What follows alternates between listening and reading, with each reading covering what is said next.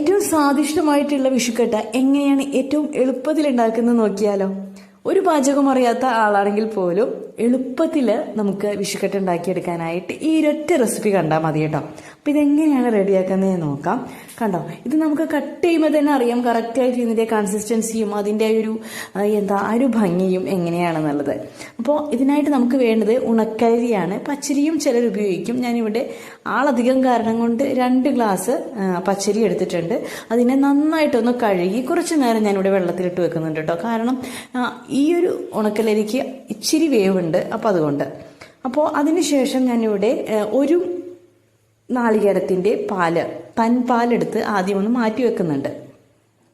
അതിനുശേഷം നമ്മൾ അരി നന്നായിട്ട് കഴുകി കുക്കറിലേക്ക് ഇട്ട് കൊടുക്കുക.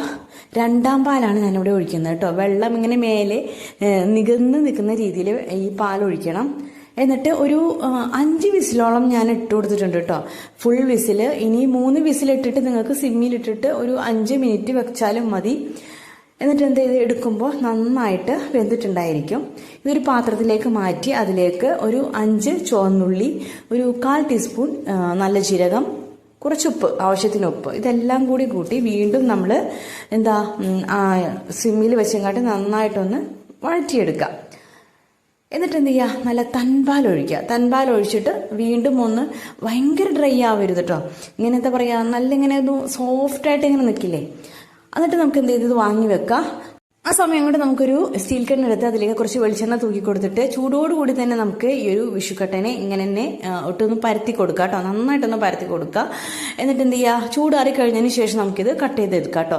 ഒരു നാളികേരം ഫുൾ എടുത്തത് കൊണ്ട് തന്നെ ഭയങ്കര ടേസ്റ്റാട്ടോ. നമുക്ക് ആ ഒരു നല്ല ജീരകത്തിൻ്റെ സ്മെല്ലും ചുവന്നുള്ളിയുടെ സ്മെല്ലും ഒക്കെ ഇങ്ങനെ വന്നിട്ട് നമുക്കിങ്ങനെ പെട്ടെന്ന് തന്നെ കഴിക്കാൻ തോന്നും. സാധാരണയായിട്ട് ഇത് ശർക്കര പാനി ഒഴിച്ചിട്ടാണ് കഴിക്കുന്നത്, അല്ലെങ്കിൽ മാമ്പഴ പുളിശ്ശേരിയോ അല്ലെങ്കിൽ ചിക്കൻ കറിയോ ഇതൊക്കെ ഉപയോഗിച്ചിട്ട് നമുക്കിത് ട്രൈ ചെയ്യാം കേട്ടോ. അപ്പം എല്ലാവരും ഇപ്രാവശ്യം ഇതേപോലെ കുക്കറിലൊന്ന് ട്രൈ ചെയ്ത് നോക്കാം. കണ്ടോ എന്തൊരു സോഫ്റ്റ് ആണെന്നറിയോ നമ്മുടെ ഈ ഒരു വിഷുക്കട്ട. അപ്പം എല്ലാവരും ട്രൈ ചെയ്ത് ഫീഡ്ബാക്ക് കമന്റ് ബോക്സിൽ അറിയിക്കാം.